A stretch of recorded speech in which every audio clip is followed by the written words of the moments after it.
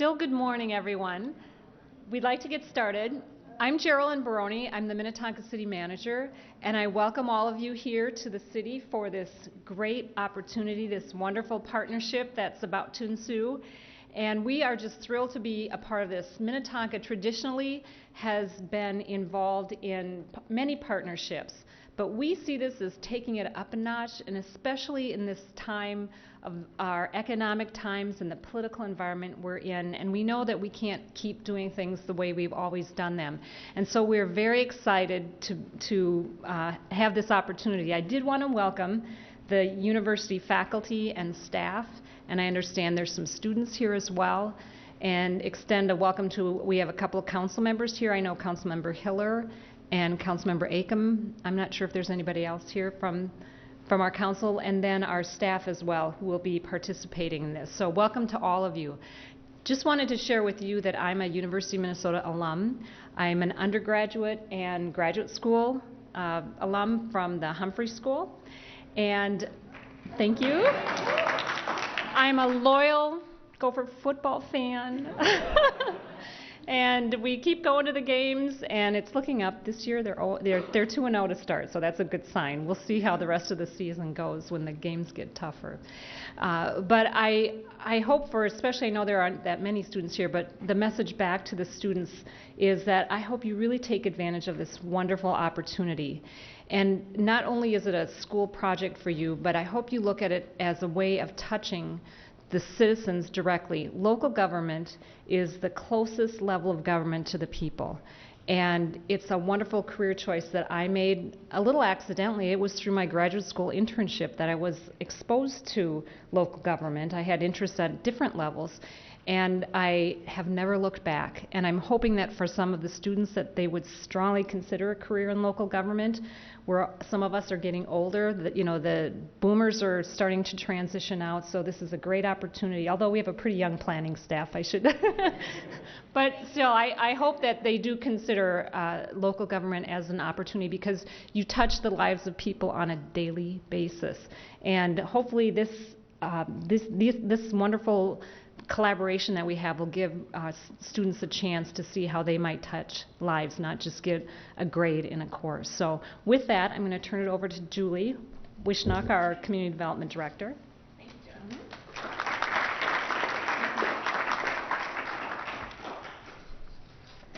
Thank you, Geraldine. I have to say, working under Geraldine's leadership is quite enjoyable, because she does let us partake in some of these very progressive activities. I've personally had experience working with the University of Minnesota over the years. We've had a lot of capstone projects be conducted by the university. There were a lot of students who participated in the Opus station area planning that we're working on for Southwest Light Rail. Also our Shady Oak station that we share with the city of Hopkins. So those were kind of some interesting projects that what our professional staff said, you know what, this is consultant level work that we're receiving from these students. The maps that they prepared, the drawings that they prepared were quite amazing. So we've had really good experience. I've also had the pleasure of working with Mike Greco, your fiscal impact model. It was really interesting to me. It really seems like a great evaluation tool for development, and so I constantly need updates from Mike on what's happening with that research. And then on another front, I worked with Dr. Shively Slaughterbeck on some of her work with regional sustainability planning. I had the pleasure of serving on a committee with her where we were exposed both to national and local and also international research on regional sustainability. And that was very, very good work that she conducted there. But I think what's interesting about all of these interactions is I always came away with something I could use in my position as I talked to developers, or I wanted to be insightful when we were having some kind of policy discussion at the city level. But what was also interesting about these experiences is they were very short, and they left me always wanting more, and I wanted to be educated more about what the university was working on. When I learned about this year-long endeavor that was being promoted by the university, I was pleased and excited to put our name in to be considered in the pilot program.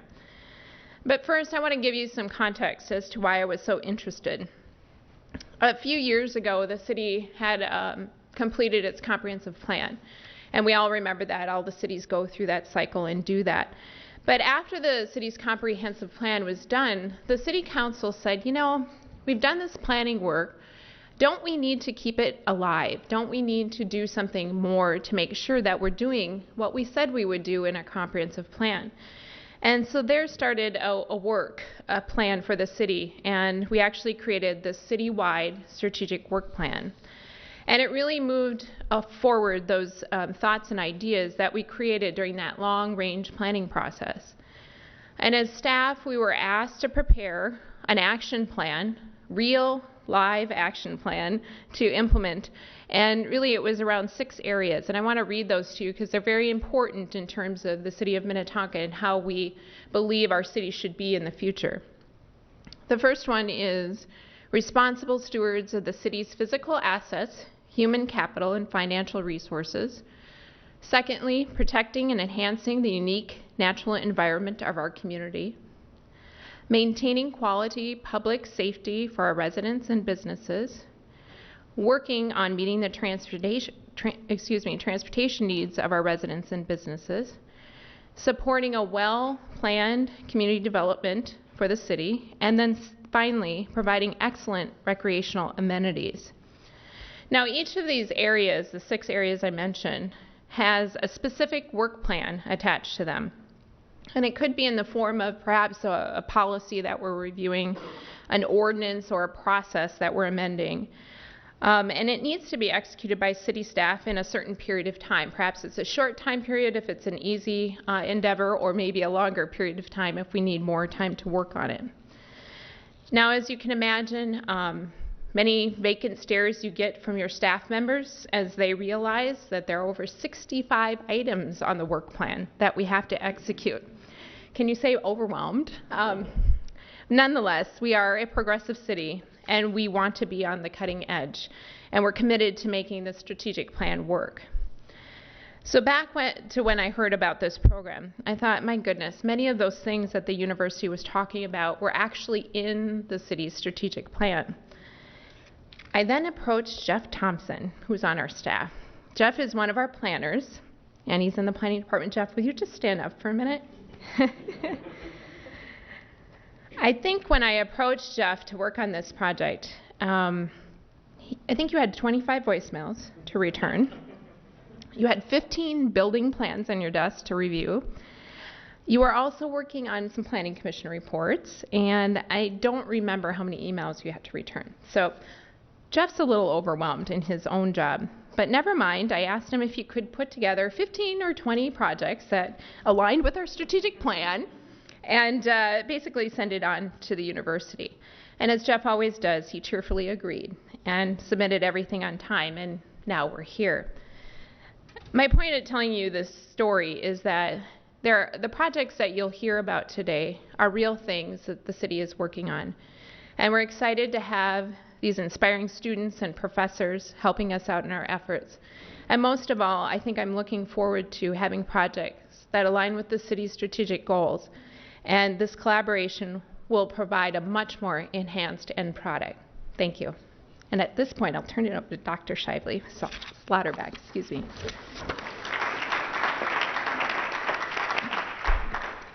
All right, thank you, Julie, and thanks, Geraldine, as well, for the kickoff. I'm here to provide just a little bit of a university perspective, and I'm just the first of a couple of folks that we'll invite up to talk about some of the motivations for the Resilient Communities Project and why we're excited about it on the university side, and that includes faculty, administrators, and students, all of the folks who are connected to this project.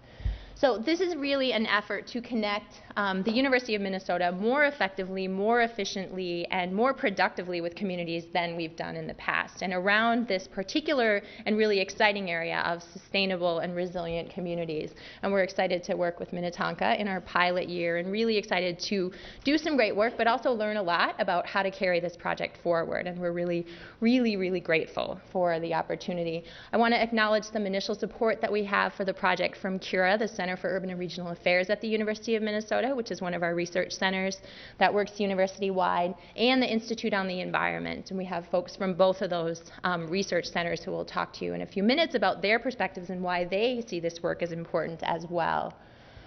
We see this really as an opportunity for collaboration. As Julie talked about, there have been lots and lots of examples of the university working on projects in communities like Minnetonka, in neighborhoods, in different organizations, but often it's one-off. You're going in, you're doing something over a very brief period of time. It might be an individual faculty member. This is an opportunity to do something that's longer term and more collaborative so that you have that opportunity to work on building greater capacity to do this work in the long term, even after the partnership moves on. We'll be working with one community per year. This is our kickoff year, so we're, again, happy to work with Minnetonka, but hopefully in the next academic year we'll have the opportunity to move on and work in at least one community during 2013, 2014. What we see Resilient Communities Project doing is creating a matchmaker entity at the university to help ease the connection between communities and folks at the university, including faculty and students, all of whom are looking for opportunities to do meaningful work on sustainability and resilient communities. It's an opportunity to build capacity on both sides, to build relationships, and that takes a lot of ongoing collaboration, and we've been doing that with Jeff and Julie and other folks at City of Minnetonka to really dive in and start to establish personal relationships and deep understanding of the projects that need to be done so that we can effectively match them with courses and faculty and students at the university. And we're 2 weeks in now to the semester, and they're just getting underway. You'll have a chance to hear about some of those projects in a few minutes from some of the RCP staff. But first I want to highlight a couple of things. What were the drivers? What were the things that motivated us at the university to pursue this? I think there's a few interconnected pieces that you can see here. One is that we know communities, we've heard from communities that they're interested and motivated in doing work on sustainability and responding to changing conditions, changing resources. We have growing student interest in sustainability, in resilient communities, and they're wanting more and more, I think, real-world experiences, a different experience in the classroom, more opportunities to gain experience so that they're better prepared to go into the world and do good work in sustainability or whatever it is that they end up working on. We also have a lot of good faculty expertise at the University of Minnesota in sustainability. We have dozens and dozens of faculty who are interested in teaching in sustainability, already are doing it, and are looking for new opportunities to respond to student interest, tap their own expertise, and bring in real-world projects that are meaningful for them as well as the folks that they're working with. There's also a number of trends that we're acknowledging as well. The communities have decreased resources, times are challenging. In communities also at the university, this is a way to create some efficiencies in this kind of work and bring to bear resources, concentrate them in a collaborative way to do good work.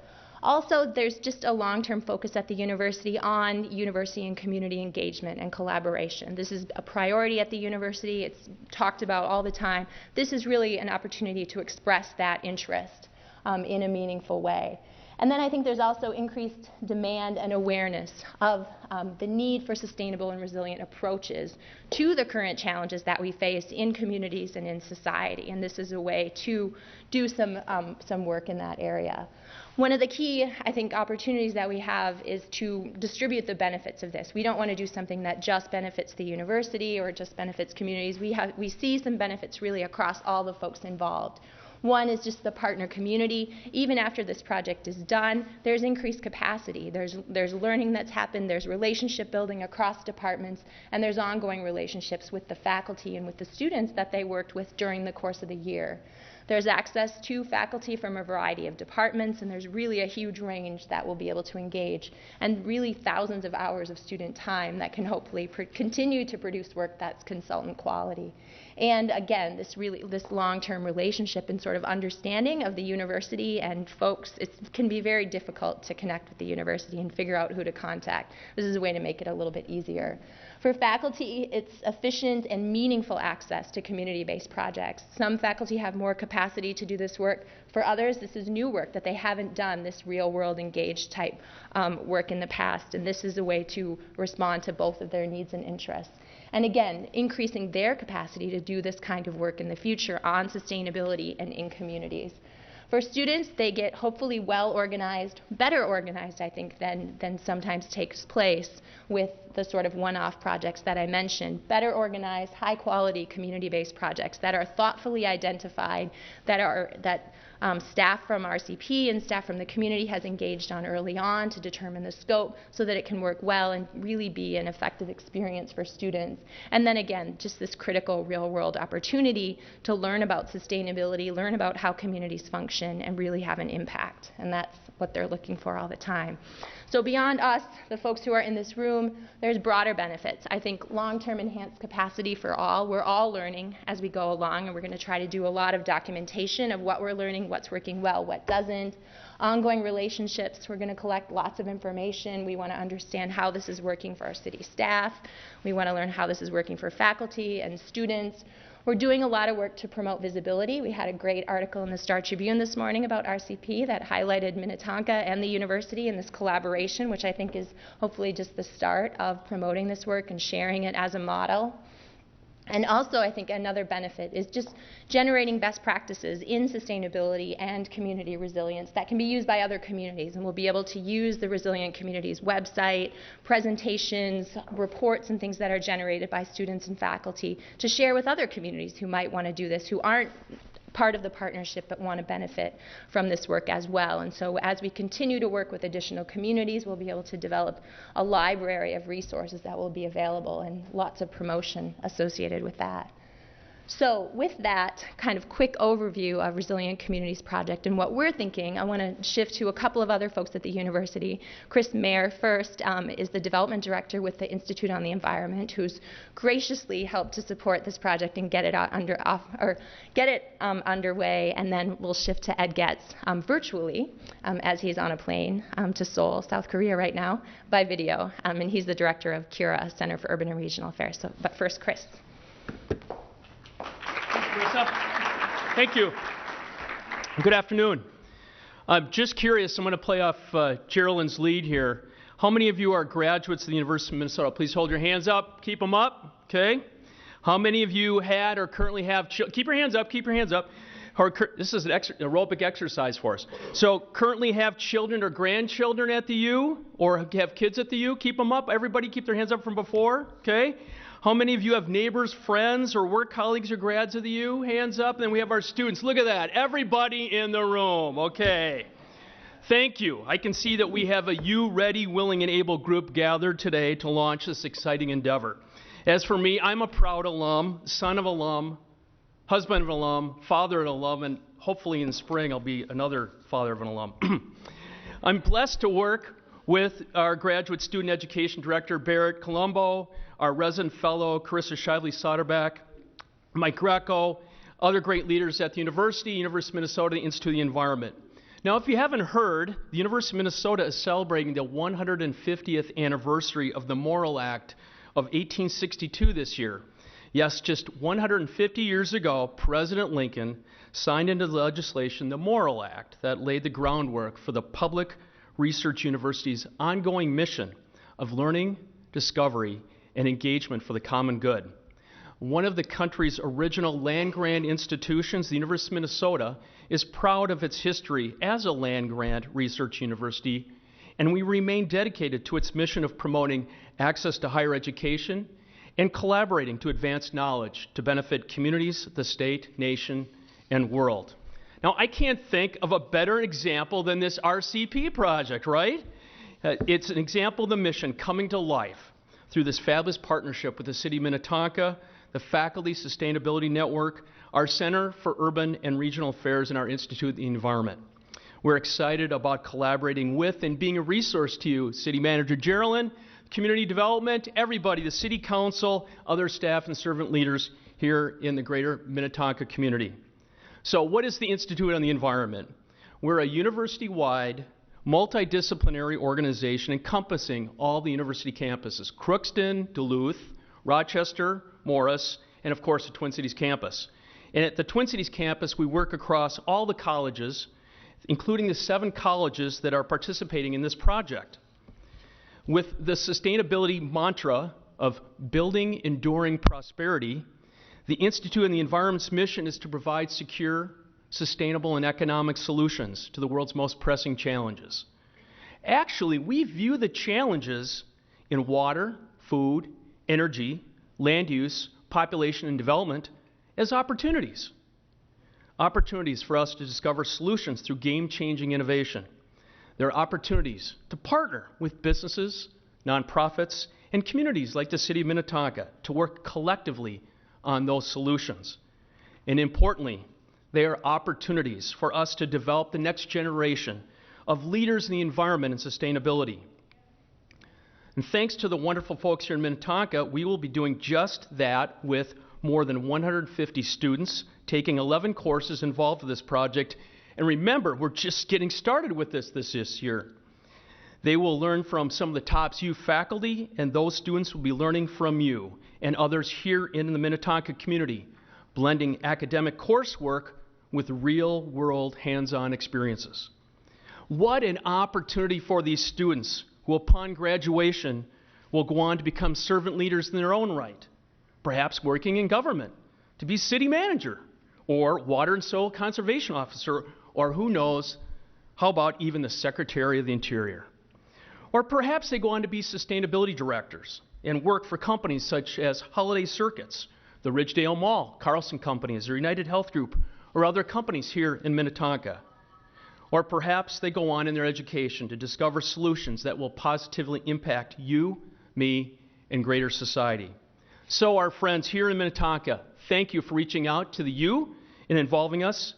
No matter where you graduated, the U is the state's university and as a land-grant institution, a resource to you so that it is your U too. Thank you for allowing us to partner with you in this exciting endeavor. Thank you.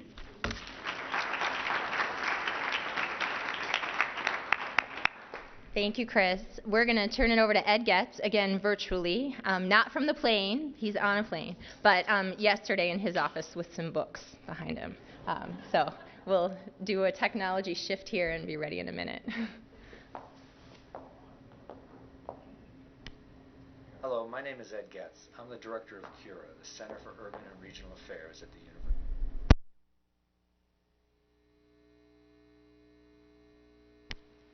Hello, my name is Ed Getz. I'm the director of CURA, the Center for Urban and Regional Affairs.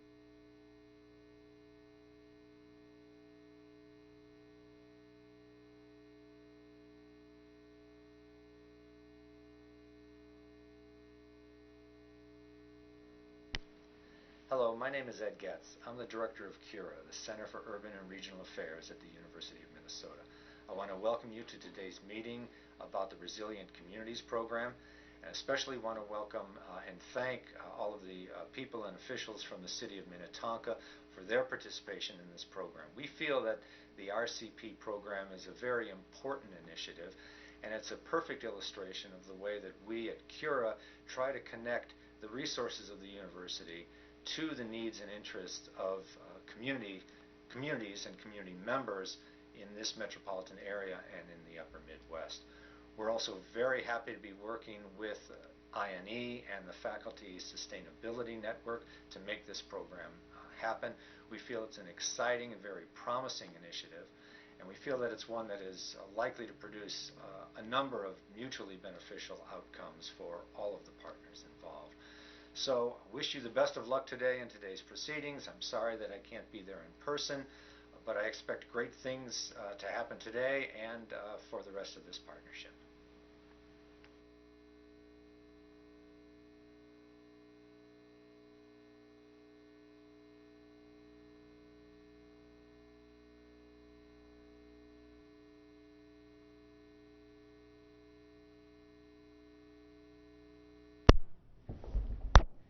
So what this really emphasizes is the partnership that's happening at the university to convene the resources that we need in order to pull off the Resilient Communities Project this year, in this pilot year, bringing together resources and expertise at the Institute on the Environment. They have a great reputation. They've been particularly supportive on some of the web stuff that we're doing. We rolled out our Twitter account this morning, so follow us on Twitter if you haven't already. We had 10 followers when I left this morning, but we're working on it, and I followed about 90 people this morning, so we should be amped up by the time I get back to my office. So we're really excited about that. Cura has a long history of this kind of community engaged work, lots of work in neighborhoods and communities in the Twin Cities and in Minnesota. So I think we're really excited, or we definitely are excited to be able to draw on those resources and the name recognition of those research centers and the staff support that comes with them. Oh, so I have one more slide. Sorry, it restarted. Oop.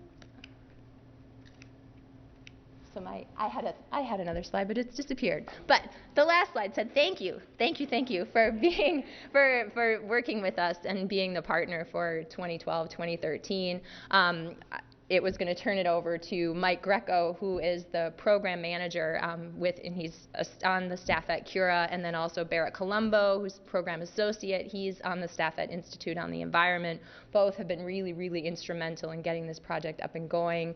I'm on the faculty at the Humphrey School in Urban Planning, so excited this spring probably to work on one of these projects in my own sustainability planning class. So engaging as faculty director, but also as one of the faculty teaching related to some of these projects in Minnetonka. Also, I want to just thank Jeff Thompson particularly for his work and really, really great help in getting these projects set up and being a connector between staff here at the City of Minnetonka and staff at the university. It has made things really, really easy and allowed us to get a pretty quick start after just beginning this work in July. So I'm going to turn it over to Mike and to Barrett, who are going to just give you some highlights of a few of the projects that we'll be working on this semester, introduce some of the faculty who have already been engaged in this work, and then we'll wrap it up and enjoy some treats at the end of the session. So thanks.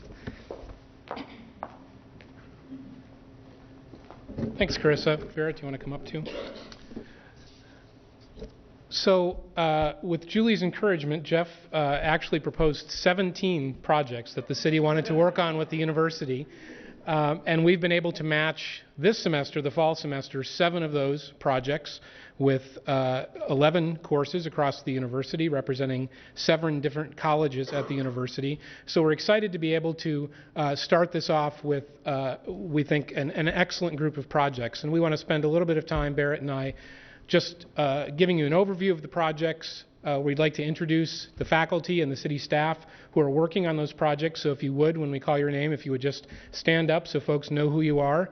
And you'll have an opportunity once we're finished with the program to mingle a bit. And if you'd like to learn more about the projects, how they came about, what the faculty think the course will focus on, hopefully folks will stick around and you can talk to them directly.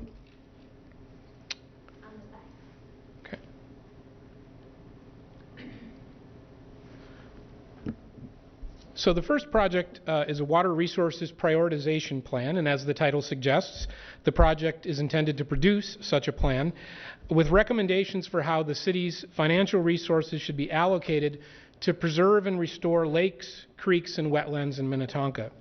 Minnetonka is a city rich in water resources, and this project builds on their excellent stewardship of the environment, and residents will benefit from stronger natural resource protection as well as more efficient use of tax dollars for natural resource protection.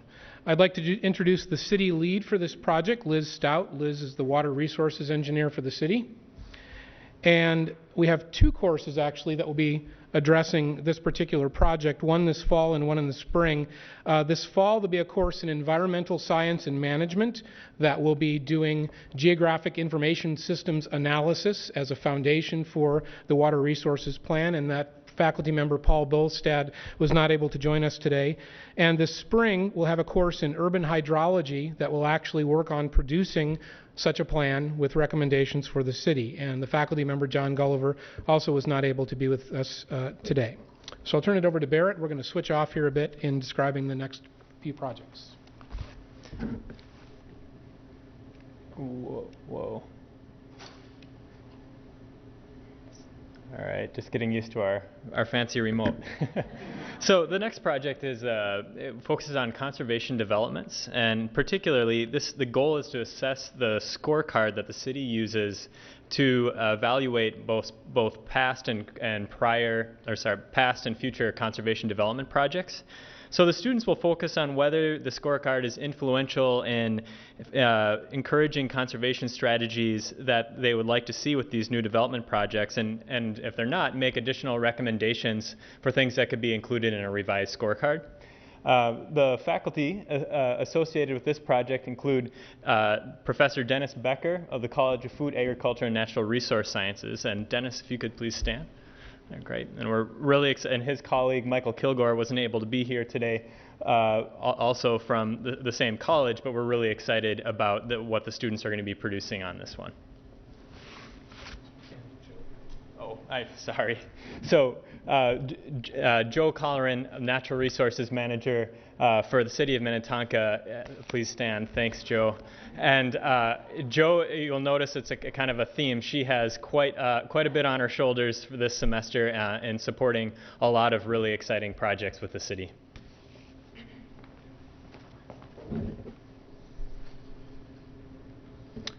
The next project is a density and housing options study.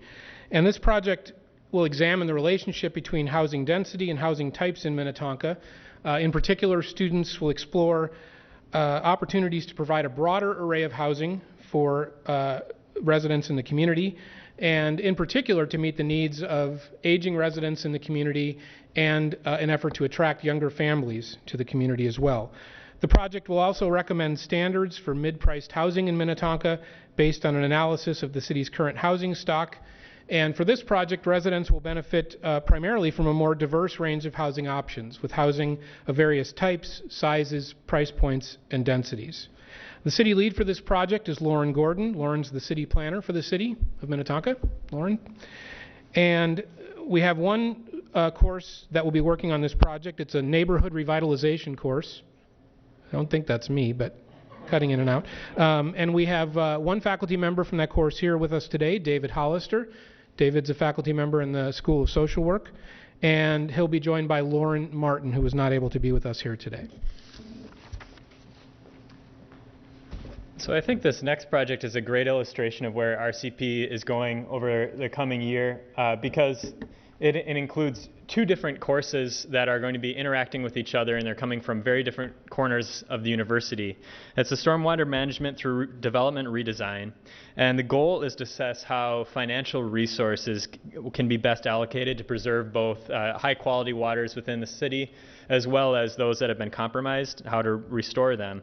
In turn, the effort will also inform the development of a public education strategy directed at residents and businesses in advancing surface water quality protection.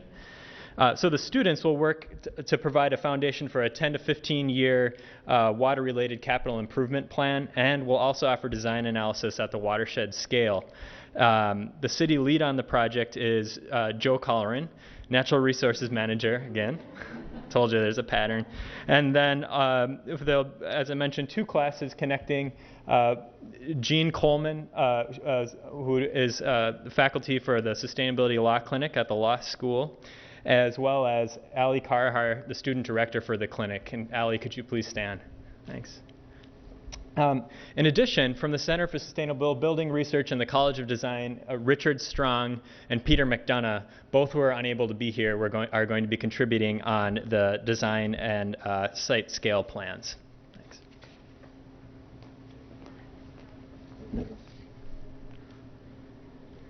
The next project is called Post-Development Critique, and it's not quite as mysterious as it sounds. This project is intended to evaluate recent redevelopment projects in Minnetonka. The evaluation will focus on three projects in particular that were initially contentious based on neighborhood concerns about such things as density, natural resources impacts, traffic, and noise. Students will develop an evaluation tool that will be used to assess several years after the development if the community goals for the project were met and neighborhood concerns were addressed, and make recommendations for how the development review process can be improved. Residents will benefit from an improved public process for input on future development projects. The city lead for this project is Susan Thomas. Susan is the principal planner for the city of Minnetonka. Thank you, Susan. And Jean King is teaching a course in methods of evaluation and a second course this spring in evaluation problems. And she was not able to join us today, but Nora Murphy, who's the research assistant for the course, is here with us today. Thanks, Nora. And if any of you have not seen the Star Tribune article, this is actually the project that gets profiled in that story.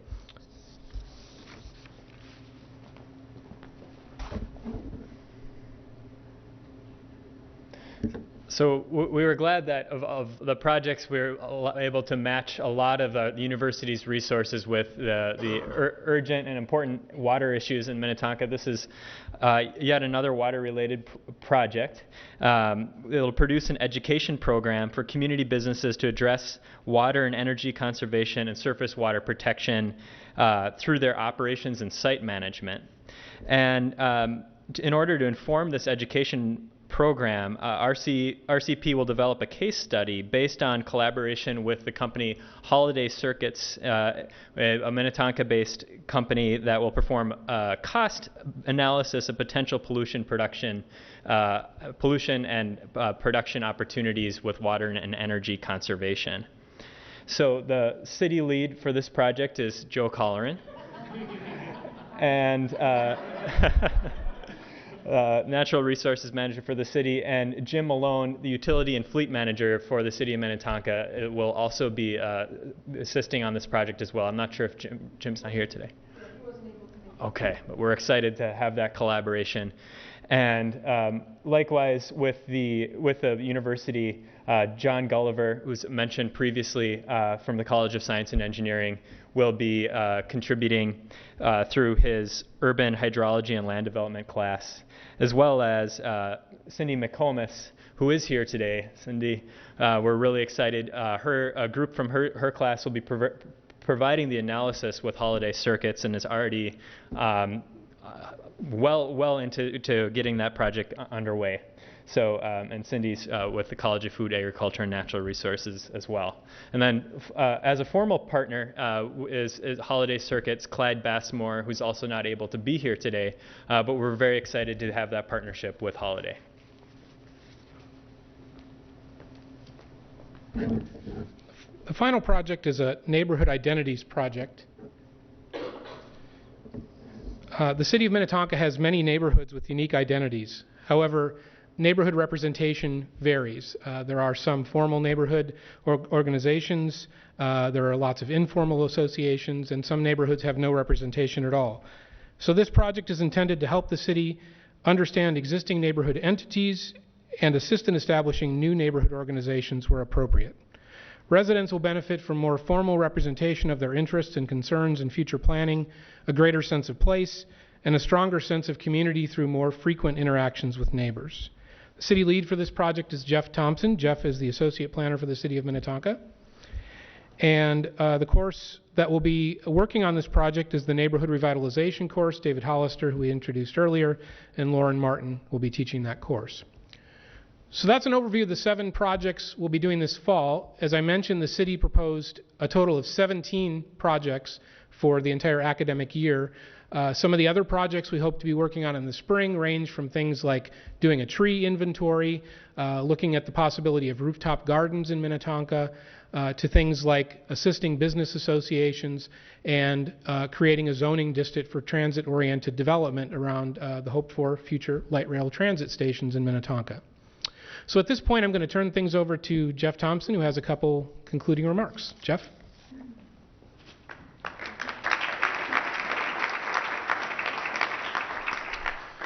Well, thank you, Mike and Barrett, for outlining the projects. I think it really shows the breadth and scope of the number of projects we have going on at the city and how they affect all sorts of city operations. Mike mentioned that there were 17 projects pitched by the city, and that's partially true. I actually started with 15 projects on my list. And early on, we were doing workshop meetings to talk about the projects that we had outlined and kind of discuss what the options would be and what course matches could maybe help us with them. And in our first meeting, I took a break to go get a glass of water, and I came back maybe 2 minutes later, and Joe Colleran, our Natural Resources Manager, had actually already pitched 2 additional projects to Barrett and Mike in the meeting when I was out of the room. I learned 2 things. One, don't leave Joe alone in a room with Mike and Barrett again, because we might end up with a rooftop garden on City Hall if we're not careful. But secondly, I think it's telling of the benefit of the RCP program, and that's one, that there's really an energy and excitement associated with the project. I think all of the city's project leads are very excited to get the unique perspective to the issues that they deal with on a day-to-day basis. And I've gathered that the professors are excited to bring those real-world experiences that the city is facing into the classrooms and to their students. So we're eager to see this energy continue as the students begin working on the projects, and looking forward to this partnership moving into this academic year. Just want to finish with the city's thank yous. The city would like to thank the City Council and the City Manager, Geraldine Baroni, for their support on this. I think it takes a very serious commitment to innovation to allow 150 students to come and work on the core projects that the city is facing today. We'd like to thank the university, the Institute on the Environment, and CURA, the Center for Urban and Regional Affairs, for their support and for selecting Minnetonka for the project. And a specific thank you to the RCP staff, to Carissa, Mike, and Barrett, who have been extremely dedicated to the program, but also very flexible with us. All of the projects have evolved and changed as we've gone through the scoping process, and they've been very flexible to adjust those projects as needed, but also to make sure that what we get is realistic results and approaches to the problems. Lastly, thank you to all of you, those that are actually participating in the project and actually going to be doing the real work that needs to get done now. You're responsible for doing that work and making sure that these projects are successful in the end. So thank you for your current work and for your future work on these initiatives. So with that, thank you all for coming today. There's coffee and desserts are available in the back corner, so you can help yourself to those and mingle and discuss further the projects that are going to be taking place. So thank you.